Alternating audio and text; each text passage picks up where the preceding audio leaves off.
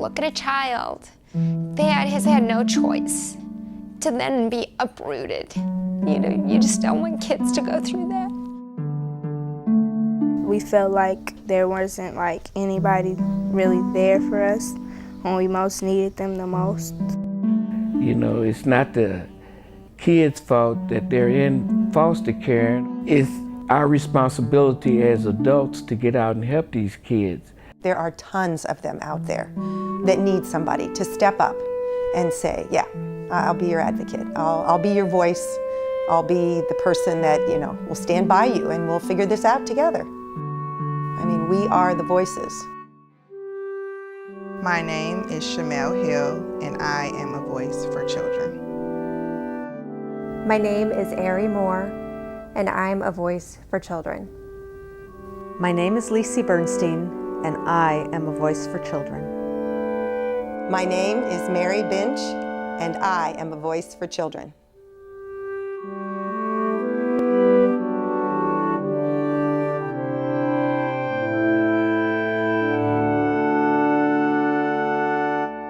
We got a call one night about a little girl that was in the hospital that needed a home that night.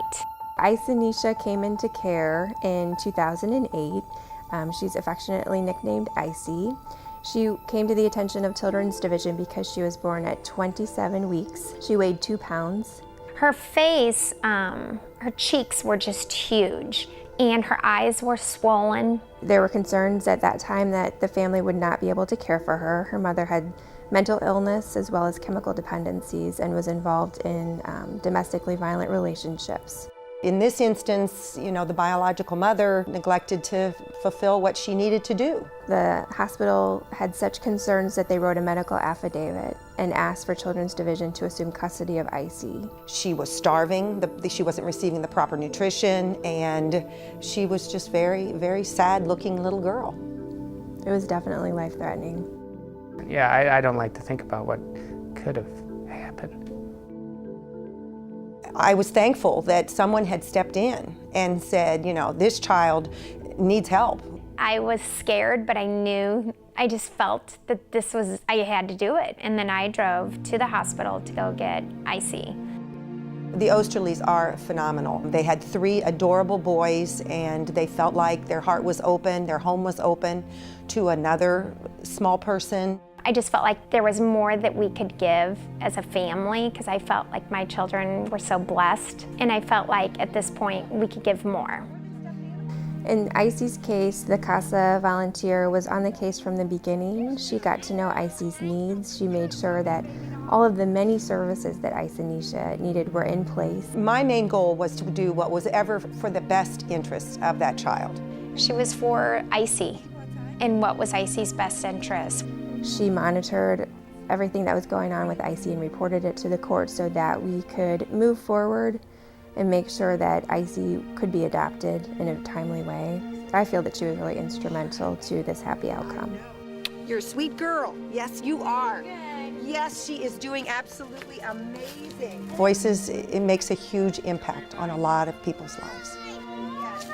Bye. Bye, sweetheart. I'll see you later, okay? I think it's very important because these kids just don't have a lot of people looking out for them. They deserve somebody to hear them. I think that's important because I know not all kids have a CASA worker.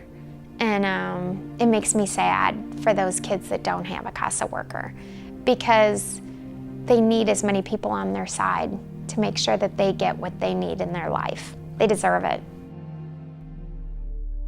I was looking for a way to volunteer where I would feel that I had a direct impact and a more personal opportunity to help make a difference. And I wanted to be able to help a child who, through no fault of his or her own, is facing just tremendous obstacles and challenges. My dad had died, and then my mom couldn't take care of us. They were residing in a hotel room with their mother and their aunt. The mother has some substance abuse issues as well as a history of prostitution. They didn't know what one day to the next was going to bring. Lisi's role as the CASA volunteer is very essential to Jasmine and Leah's case. As a CASA volunteer, it's my responsibility to take the time to really get to know these children and everyone in their lives so that I can make the best determination based on what I've seen and observed and sense in my heart is the best for these children. My role is to be a voice for the children in court. As she was advocating for the children, she would also keep me informed what's going on with their case, and together we would develop some type of plan on how she could effectively advocate on their behalf and in their best interest. Is that enough potatoes for your plate? Our role was to find a permanent home for Jasmine and Aaliyah. Let me have this. The Lesters are an older couple. I'll be 65 in a month or so. All of my kids are grown and they're out of the house. You know, my wife and I, we decided this is what we want to do and this is our way of giving back. We just, made that decision to, go ahead and adopt them. We were so happy. We felt like that we belong to somebody forever now. Father God, we'd like to thank you for this food and for the hand. It brought back a big chunk of my heart because that was one less thing I had to worry about for me and Jasmine. I think their heart is open again. This is what CASA is all about. It's really good. We need more people to actually step up and do that. Help kids that have basically no one there for them, and you step up and you're basically like a hero to somebody and you're there when they need you.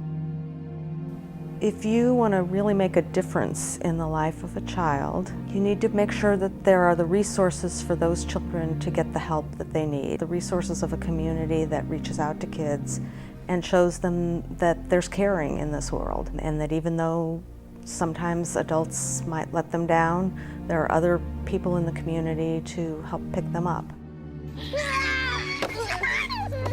Icy is just thriving. She's happy, she's loved. She lights up everybody's life. When they talk to her or see her, she's just got this way about her. It's an unimaginable transformation. She's 3 now, she's in a forever family. It's exactly why we do this kind of work. We think our program is very valuable, but it can't be sustained without community help. We need CASA volunteers who can advocate directly for the children. And we also need community help to sustain our program financially. To touch more lives, it's going to have an impact on these kids. There are hundreds of children in care. We don't represent them all, but that's our goal. You need to give to Voices for Children. It's a very worthy cause. Anyone who loves children, anyone who loves life and thinks there is a future out there for everyone should get involved. These kids, I think, are going to grow up to be hopefully happy, healthy, productive young women. I think that was in jeopardy for a long time for them. Good night, comb, and good night, brush. The work that we do here can affect a lifetime for a child. Hush, whispering. Hush. Change happens one child at a time. Every child that is able to grow up secure and safe is a blessing for the whole community.